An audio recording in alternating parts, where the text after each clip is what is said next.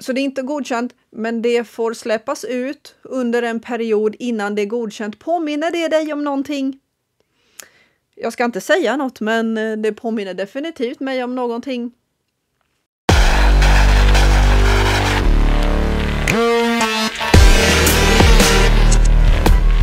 Nu är det fler insekter som har godkänts. Och nu är det ingenting som bara kommer vara snacks på i speciella butiker eller sådana asiatiska småbutiker, utan nu har man godkänt att en hel del insekter kommer att kunna användas i en övergångsperiod för att testa om det funkar i livsmedel. Man har redan identifierat en hel del korsallergier som hör till med detta. Till exempel om man är allergisk mot kräftor kan man få problem med att äta vissa saker. Och detta gäller speciellt en sorts syrsa som kommer att finnas som mjöl i bröd och kex och snacks och torrvaror på olika sätt. Det här är någonting som fantastiska Ursula von der Leyen har signat under. Och som jag har förstått det så är det nu i januari, sent i januari, som det här kommer att vara helt signat, godkänt och rullas ut. Jag tvivlar inte en sekund på att det här har experimenterats med utan vår vetskap, utan att vi har en aning om detta, för att jag hittar artiklar så långt tillbaka som till 2014 där man pratar om detta som en idé. Och där man har gjort studier på hur bra det är för miljön att vi använder oss av insekter i livsmedel. Så om jag hittade saker som går tillbaka hela vägen dit, då kan vi kan bara kallt räkna med att det här har funnits i vår mat sedan tidigare. Och kanske därför folk har reagerat på olika sätt på livsmedel som de kanske tidigare inte har reagerat på och haft svårt att hitta vad det är för typ av allergier. Man kanske har testat sig för vissa allergier men inte kunnat hitta något problem. För man kanske helt enkelt inte har testats för mjölmask och fluga och syrsor och sådana saker. Så det är en hel del, vi ska titta på detta. Givetvis har jag officiella dokument och länkar, och som vanligt finns de länkade nere i beskrivningen så du kan hitta. Gör inte misstaget den här gången att påstå att det inte finns för att du inte kan hitta det. Det här har jag sett några gånger när det gäller mina videos. Bara för att du inte kan hitta det betyder inte att det inte är där. Det betyder bara att du har letat dåligt. För att jag har länkat de här sakerna. Det är väldigt få gånger som jag faktiskt har missat att länka någonting. Men nästan alla fall där en länk leder till en annan som leder till en annan. Där måste jag förklara att de leder till varandra och du får gå in själv och titta på detta. Jag ger dig alla länkar jag har. Så leta noga innan du skickar mig en massa kommentarer och mejl om att det inte finns och att jag ljuger. Så do your research. Okej, vi börjar här. Här ser vi på livsmedel i fokus. Första EU-godkännandet av insekt som ny mat. Och det här är inte jättegammalt och inte jättenytt. 7 maj 2021 har mjölmask fått godkänt inom EU som ny mat. Och är alltså tillåtet att säljas nu och i framtiden. Insekter är enligt EU-lagstiftningen definierade som ett så kallat nytt livsmedel. Det är vad det kallas. Dessa får inte säljas utan att EU-kommissionen först har bedömt att livsmedlet i fråga inte medför någon hälsorisk för konsumenter. Och det är detta jag pratar om, den här EU-kommissionen där Ursula von der Leyen har gått in och godkänt flera insekter. Och en av de senaste att godkännas är syrsor. Att användas som mjöl och en massa sånt. Du kommer få se det. Sedan 1 oktober 2020 har det dock varit tillåtet att under en övergångsperiod sälja och tillverka vissa insektsarter som livsmedel. De arter som beslutet innefattar är mjölmask, hussyrsa, buffalolarv, europeisk vandringsgräshoppa, ökengräshoppa, tropisk hussyrsa, drönarpuppa från honungsbi samt svart soldatfluga. Övergångsreglerna gäller fram tills dess att EU-kommissionen har fattat beslut om ansökningar som skickats in senast den 1 januari 2019. Och 2022 är de här officiella dokumenten från som jag ska visa dig, och det är dessa då som har blivit godkända. Nu får mjölmask som första insekt godkännande att säljas som nytt livsmedel. Så man kan ju bara fråga sig, hur länge har det varit i din mat utan att du vet om det under denna övergångsperiod? Men godkännandet är just i detta fall bara riktat till det ansökande företaget genom så kallad uppgiftsskydd. Övergångsreglerna fortsätter att gälla för alla andra som säljer mjölmask så länge som de övriga inskickade ansökningarna om mjölmask är under behandling. Ja. Och det här står på Livsmedel i fokus i länken nedan. Låt oss gå in och titta på de här dokumenten. Och du kommer få en länk raka vägen in till detta dokument. Det finns också andra språk. Jag kan länka där du kan hämta vilken pdf du vill här. Europeiska unionens officiella tidning. Kommissionens genomförande. 10 februari 2022. Här kan du scrolla ner. Här kan du se vilka skäl och beslut som har tagits och enligt vilka förordningar, inte för att det spelar någon roll, känner jag personligen, men visst. Den 7 juli 2021 antog Livsmedelsmyndigheten det vetenskapliga yttrandet Safety of Frozen and Dried Formulation from Whole Crickets. De har konstaterat att Aketa domesticus i fryst och torkad form, det är den här hussyrshan tror jag de sa, i torkad form samt i pulverform är säker vid föreslagen användning och vid de föreslagna halterna. Livsmedelsmyndigheten självklart. Yttrande ger därför tillräckligt underlag för att man ska kunna fastställa att Aketa domesticus i fryst och torkad form samt i pulverform uppfyller kraven för utsläppande på marknaden. Så här kan du läsa vad de har kommit fram till och hur de besvarar hela grejen. Det jag tycker är intressant är en bilaga här. Och då kommer vi ner till den här bilagan. Och här står det godkänt livsmedel, vad det är. Här är den hussyrshan.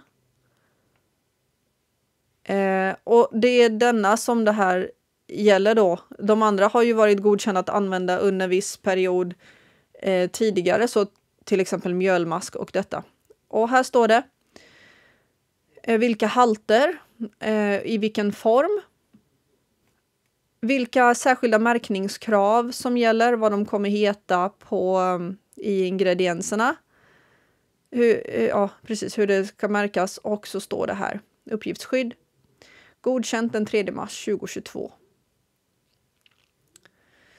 Byggd på vetenskapliga I bet.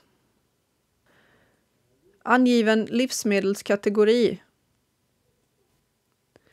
Och då är det fryst och torkad form samt pulverform. Så det kan finnas i vad som helst. Vad som helst. Proteinprodukter. En icke-köttbaserade motsvarigheter till köttprodukter. Alltså kan detta mycket väl finnas för alla som inte äter kött på något sätt. Kan det finnas där. Matbröd och portionsbröd, bageriprodukter, müslistänger, fyllda pastaprodukter, kex, pastabaserade produkter, torkade. Så det kan vara pasta gjord av syrsor, soppor och koncentrerade soppor eller sopppulver, bearbetade potatisprodukter, baljväxter, grönsaksbaserade rätter, pizza, baserade produkter, snacks såklart då, baserade på majsmjöl, ölliknande drycker, blandningar för alkoholdrinkar. Så du kan inte ens ta en drink utan att kolla om det finns massa syrsor i. Nötter, oljeväxter, frön och kikärtor, såser, köttberedningar. Icke-köttbaserade motsvarigheter till köttprodukter, chokladkonfektyr, frysta fermenterade mjölkbaserade produkter.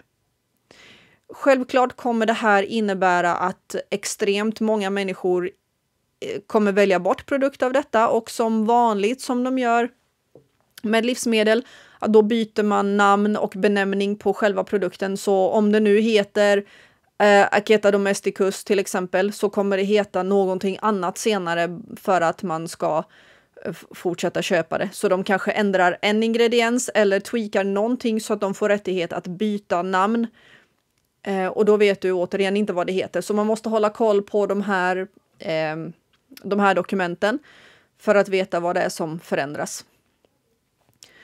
Ännu en gång kommer vi tillbaka till att du som konsument, du som förälder, du som person, som suverän människa har fullt ansvar för allting som du gör med din hälsa, din mat, alla beslut kring allting.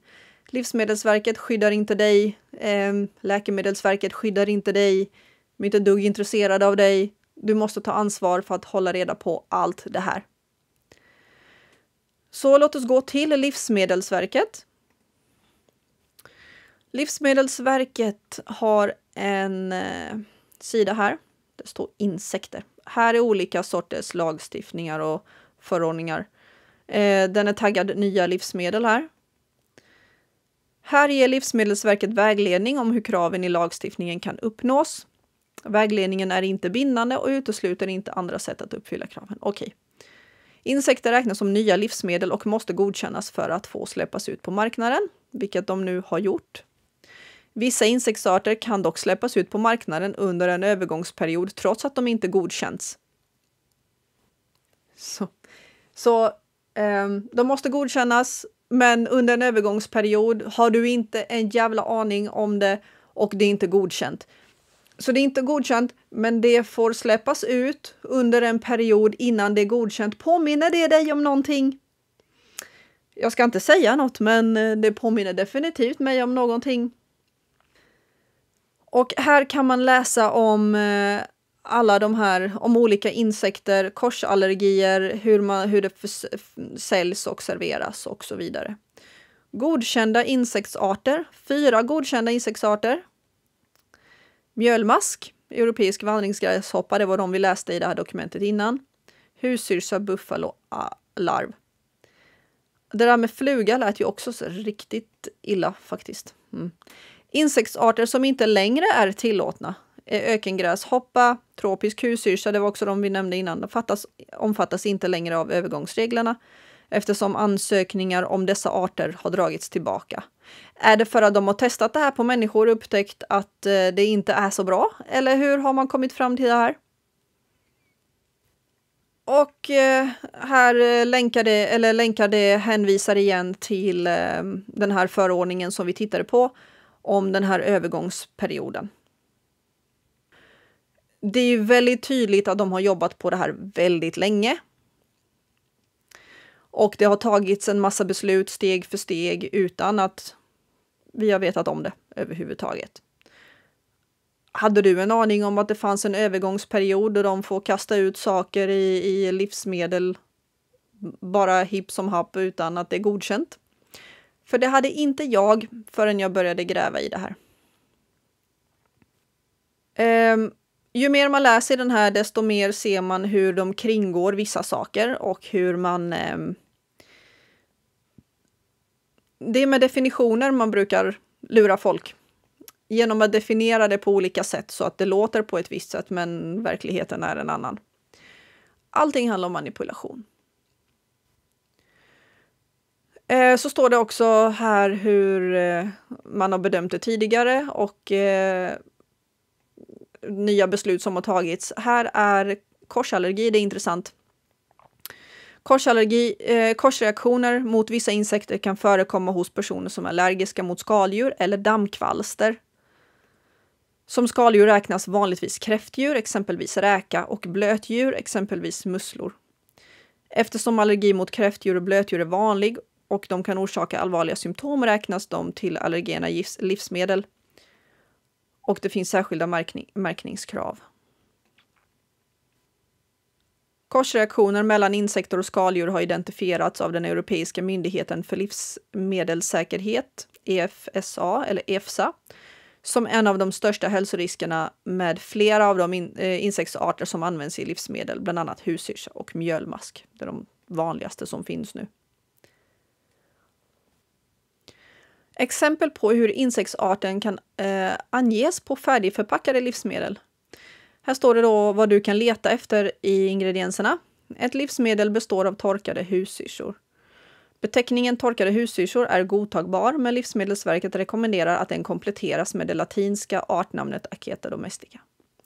Mald mjölmask ingår som en ingrediens i ett bröd. Beteckningen bröd med insekter kan räcka som information till konsumenten. Det kommer inte sälja så bra, va? Det blir dock ännu mer tydligt om artnamnet ingår i beteckningen. Exempelvis bröd med mjölmask. I ingrediensförpackningen kan det stå mald mjölmask, men Livsmedelsverket rekommenderar tillägget Tenebrium molitor. För mat som serveras på restaurang kan beteckningen vara namnet på maträtten eller beskrivningen av den i till exempel en meny. Om informationen inte ges skriftligt ska gästen på förfrågan få informationen muntligt. Här bör det alltså framgå om en maträtt innehåller insekter och gästen bör på förfrågan få information vilken insektsart. Så det kommer givetvis inte framgå ifall min sås innehåller mald karamelliserad hussyrsa. Utan det är någonting jag kommer få fråga om. Är det någonting i min mat som innehåller någon form av insekt här? Och då är de skyldiga att berätta det för mig. Och det räknar jag kallt med. Men uppenbarligen så är det inget som behöver stå där.